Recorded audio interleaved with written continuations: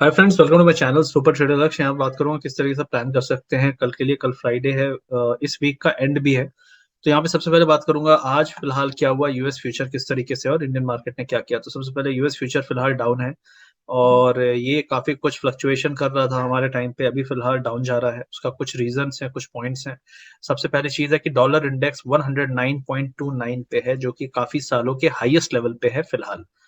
उसके अलावा आप जाएंगे तो बॉन्ड यील्ड्स, जो शॉर्ट टर्म बॉन्ड यील्ड्स हैं 2 ईयर की, वो काफी तेजी से ऊपर जा रही हैं। और जो आपकी 10 ईयर भी देख लेंगे 3.24 है। तो यील्ड्स ऊपर जा रही हैं, जो कि साइन है कि शॉर्ट टर्म में रेट्स बढ़ सकते हैं, लॉन्ग टर्म में भी रेट्स आपके बढ़ रहे हैं और ज्यादा दिन तक हाई पे रह सकते हैं, वो आपको दिखाती है लॉन्ग टर्म यील्ड। तो कुल मिला के यहाँ पे यील्ड बढ़ रही है। उसके अलावा अगर हम बात करें तो यूएस मार्केट ने जिस तरीके का ट्रेंड दिखाया, आप देख सकते हैं वीकली टाइम फ्रेम है। ये वीकली टाइम फ्रेम में दो लगातार वीकली कैंडल्स डाउन साइड और बहुत तेजी से नीचे जा रहे हैं।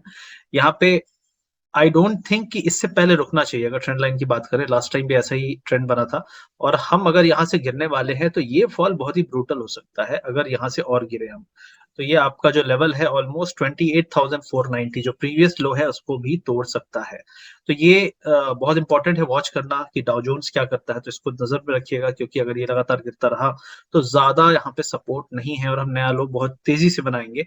और सारी चीजें इसी और इंडिकेट कर रही हैं, क्योंकि आपका जो डॉलर है, आप देख सकते हैं पूरी पूरी रैली जो डॉलर की आई है 92 से लेके, उसके हम हाईएस्ट पॉइंट पे हैं और ये ब्रेकआउट होने वाला है।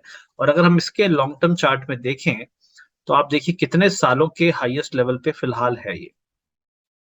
ऑलमोस्ट 2007 2008, आपका ये 2001 2002 में ये पहली बार इस एरिया में गया था।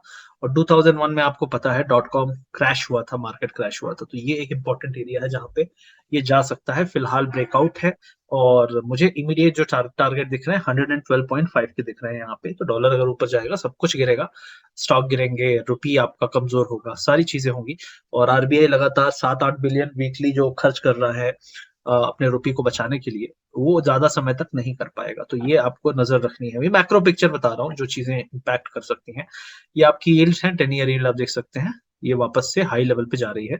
और रिसेंट का जो हाई था 3.48, जो पैनिक हाई बना था जब हमने मार्केट में लो बनाया था, वहां से रैली आई थी, उसको हम ऑलमोस्ट ब्रीच करने वाले हैं। तो ये एक चीज हो गई। तो अब हम बात कर लेते हैं यहाँ पे कि इंडिया में क्या चल रहा है। तो राइट नाउ अगर इंडिया की बात करें तो ये एक जो वॉलेटिलिटी आपने देखी बैंक निफ्टी में कुछ ज्यादा ही थी। अब कई लोग इसको बहुत ज्यादा एक्साइटेड है कि बैंक स्ट्रांग रहने वाले हैं। मैं आपको एक चीज बता दूं कि मैन्युफैक्चरिंग पीएमआई, सर्विस पीएमआई, सारी चीजें स्लो हो रही हैं। जब भी इकोनॉमी स्लो होती है तो बैंकों के जो नॉन परफॉर्मिंग एसेट्स हैं वो बढ़ते हैं। और रेट्स जब बढ़ते हैं तो लोन लोग लेना कम कर देते हैं। लोग सोचते हैं कि यार चलो अच्छे समय का वेट करेंगे, क्योंकि महंगी चीज कौन लेना चाहता है जब सस्ती मिल रही हो या मिल सकती है आगे चल के। तो कई लोग डिले करते हैं अपने जो परचेजिंग है। तो मुझे ऐसा लगता है कि यहाँ पे स्लो डाउन हो सकता है बैंकिंग में। रियल स्टेट सेक्टर सफर हो सकता है, क्योंकि ग्लोबली रिसेशन के बहुत ज्यादा चांस है। क्योंकि रिसेशन लाए बिना इन्फ्लेशन कंट्रोल नहीं होगी, ये लोगों ने मान लिया है। और कई लोग बोलेंगे रिसेशन सबको पता है, वो तो आना ही है, रिसेशन आना है पता है। लेकिन आईसीआईसीआई बैंक के लोन्स, जो बैड लोन्स है बढ़ने वाले हैं, उनका प्रॉफिटेबिलिटी कम हो सकती है, जो लोन डिसबर्समेंट है कम हो सकता है। ये आपको नहीं पता, ये शायद मार्केट ने फैक्टर नहीं किया। अगर अर्निंग कमजोर होगी तो स्टॉक ऊपर कैसे जाएगा, सिंपल सी चीज है। तो ये मैं आपको कहना चाह रहा हूँ कि चीजें इम्पैक्ट होंगी। ये सिर्फ पंप है, पंप, और इसको डंप भी बड़ी तेजी से किया जाएगा। बैंक निफ्टी का इतिहास रहा है कि जब जब उसने यहाँ पे ज्यादा मैनिपुलेशन किया है, ज्यादा ऊपर चीजों को इग्नोर करके उछल कूद की है, तो पिटाई भी उतनी ही अच्छे से हुई है, स्वागत भी बड़ा अच्छा हुआ है। तो फिलहाल अगर देखें तो यहाँ पे daily sorry hourly time frame में डाइवर्जेंसेस हैं। आपका जो इमीडिएट सपोर्ट है, जहां से हम 2 बार बाउंस हो चुके हैं, वो है 38,000। 38,000 के नीचे अब हम गए। अब हम अगर 38,000 के नीचे गए तो फिर आपका पहला टारगेट 37,300 और दूसरा टारगेट 36,300। तो मुझे नहीं लगता इसमें 2 से 3 दिन से ज्यादा लगेंगे। जब भी ये पलटेगा नीचे की तरफ तो 3 दिन के अंदर हम 37,300 पे या 36,300 पे भी होंगे। तो ये पॉसिबिलिटी यहाँ पे लग रही है। इमीडिएटली रेजिस्टेंस है 39,600 650 पे। इसके ऊपर निकलेगा तो फिर आपको थोड़ा बहुत ब्रेकआउट मिल सकता है। फिलहाल इस रेंज में कुछ नहीं करना है, लेकिन इस लो एरिया 38,000 ब्रेक होने के बाद आपको जरूर एग्रेसिवली शॉर्ट करना है। और मुझे ऐसा लग रहा है कि जिस तरीके का माहौल बन रहा है कि एक ही दिन में आपको निफ्टी बहुत बड़ा फॉल दिखाता हुआ दिखेगा और बैंक निफ्टी भी आपको कम से कम 1,000 1,500 point 1000 to 1500 point with in 1 day आपका गिव अप करेगा एक दिन के अंदर। तो वो दिन किसी भी दिन आ सकता है, दैट इज द पॉसिबिलिटी जो चार्ट में देख के लग रहा है, जिस तरीके से इसे होल्ड करा जा रहा है। निफ्टी की बात कर लेते हैं, तो निफ्टी में आप देख सकते हैं इसने पुराने हाई तक गया भी नहीं, 980 का हाई था ऑलमोस्ट, 18,000 टच नहीं किया। उसके बाद आप देख सकते हैं लो तो इसने नया बनाया, लेकिन हाई वापस से नहीं बनाया। तो अभी फिलहाल 17,760 रेजिस्टेंस है। राइट नाउ हम ट्रेंड लाइन पे हैं जो सपोर्ट की तरह काम करती है 477 पे। इसके नीचे हम आए तो हमारा जो अगला सपोर्ट है वो है 17,100 पे। तो मुझे लगता है 17,100 हम दोबारा से जाएंगे, क्योंकि यहाँ पे आप देख सकते हैं लगातार जो मोमेंटम है वो कमजोर हो रहा है, जो रिलेटिव स्ट्रेंथ है वो भी कमजोर हो रही है। अगर आपका अपसाइड का कोई एक ट्रेड है तो 850 880 जो है 17,000 उसके ऊपर आप बुलिश हो सकते हो, ये भी एक केस है यहाँ पे। तो ये फिलहाल हो गया निफ्टी और बैंक निफ्टी। अब रही बात आईटी की, जो सबसे कमजोर सेक्टर लग रहा है। और मैं आपको एक और चीज बताऊं, डॉलर 2001 में 120 गया था और 2001 में आईटी इंडेक्स 90% गिरा था, डॉट कॉम क्रैश जिसको कहते हैं, 85-90% क्रैश हुआ था। मतलब ऐसा नहीं था 90% बचा था, मतलब 90% गिर गया था। तो 100 रुपए की चीज जो थी 10-12 रुपए बची थी। तो IT sector is like that only, और वहां पे हमेशा रिस्क बना रहता है। तो मेरा ये कहना है कि राइट नाउ अगर आप आईटी का चार्ट देखेंगे तो it is not looking very motivating, और यहाँ से आपको बहुत दिक्कत दिख रही है फिलहाल। ठीक है, तो अगर निफ्टी आईटी की बात करें तो मोस्ट प्रोबेबली हम यहाँ से ये रिसेंट के लो जो थे 26,500 के, इसको तोड़ सकते हैं। तो this is what I see in IT index. यहाँ पे एक और इम्पोर्टेंट चीज मैं आपको बताना चाहता हूँ, जो भी रैली आई थी आईटी की, आप यहाँ से देखेंगे एक अच्छी खासी रैली आपको मिलेगी।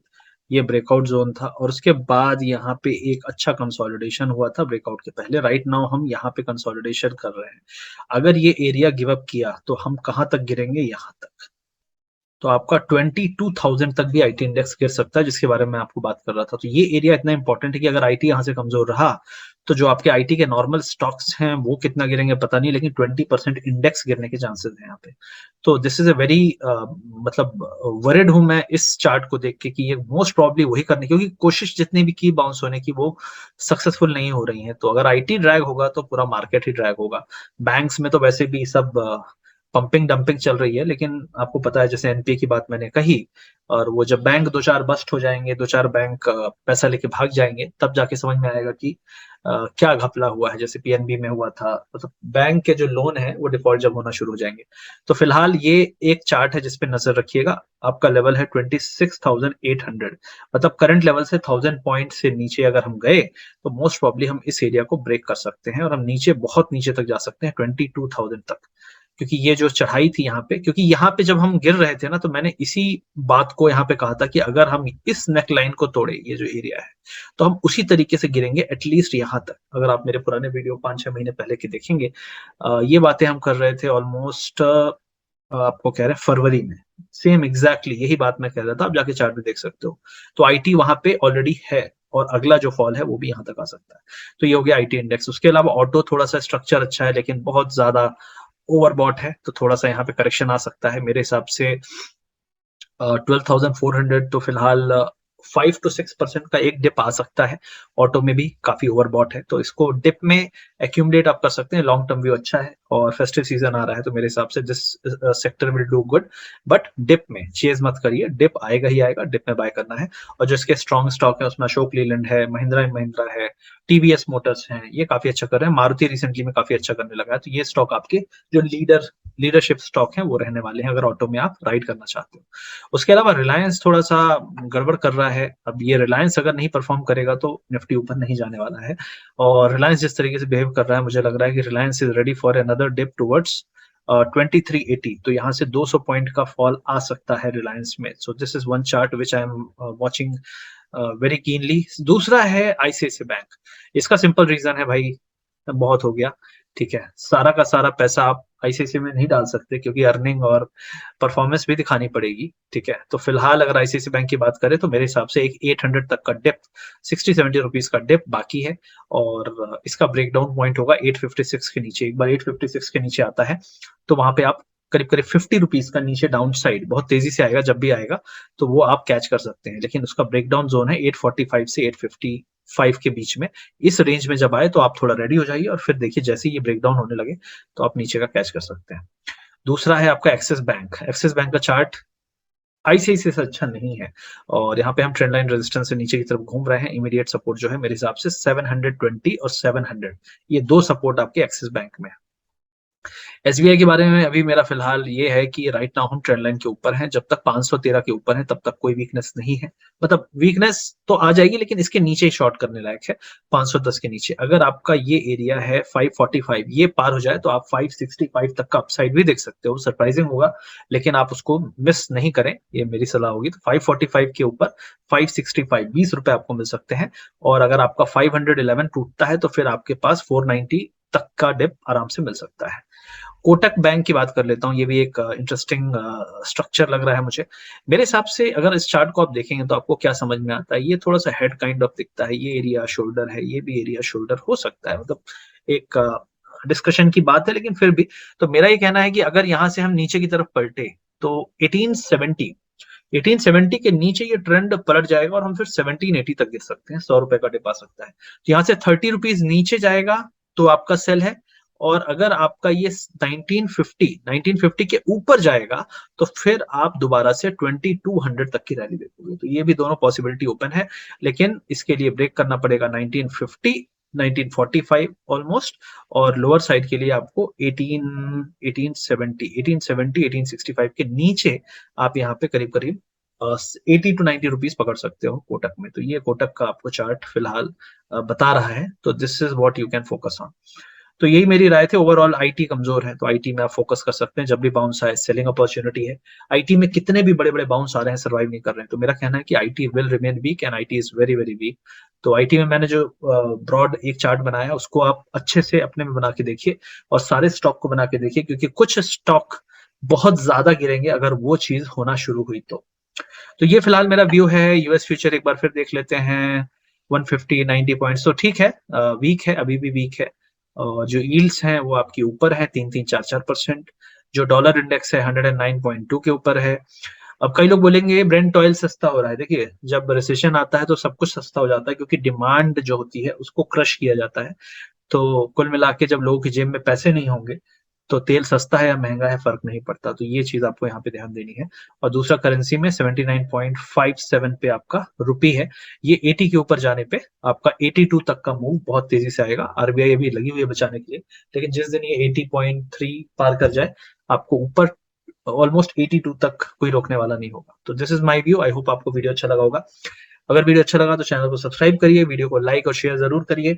पिन कमेंट जरूर चेक कर लीजिए। अगर आप हमारे साथ काम करना चाहते हैं, आप सीखना चाहते हैं हमसे, हमारा कोर्स है, वो सारी डिटेल्स आपको वीडियो के डिस्क्रिप्शन में मिल जाएगी।